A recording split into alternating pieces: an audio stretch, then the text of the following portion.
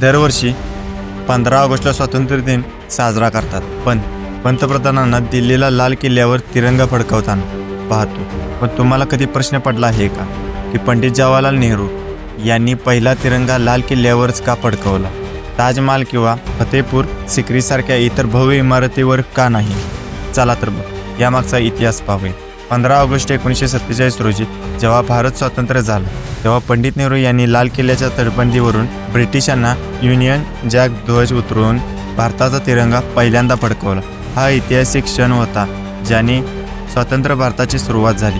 लाल किल्ला या स्वातंत्र्याच्या पहिल्या क्षणाचा साथीदार बनला आणि त्यामुळे तिथे तिरंगा फडकवण्याची परंपरा आजही कायम आहे. लाल किल्ला हा फक्त एक किल्ला नाही तर मुघल साम्राज्याचा सत्तेचा केंद्रबिंदू होता. 17व्या शतकात शहाजहानने बांधलेला हा किल्ला अनेक वर्षे मुघलांच्या शक्तीचा आणि भव्यतेचं प्रतीक होतं. स्वातंत्र्यानंतर तिरंगा फडकवून हे दाखवण्यात आलं की सत्ता केंद्र आता लोकांच्या हातात आलं आहे.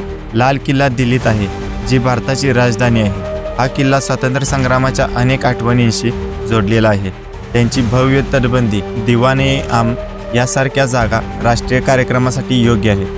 ताजमहाल हे स्मारक आहे, पण लाल किल्ला हा राष्ट्र एकात्मतेचं आणि शासनाचं प्रतीक आहे. लाल किल्ला हा फक्त इमारत नाही तर तो भारताच्या एकतेला आणि स्वातंत्र्याला सलाम करणारा इतिहास आहे. म्हणून पंडित नेहरू यांनी तिथेच पहिला तिरंगा फडकवला आणि आजही ही परंपरा देशाच्या गौरवाची आठवण करून देते. धन्यवाद.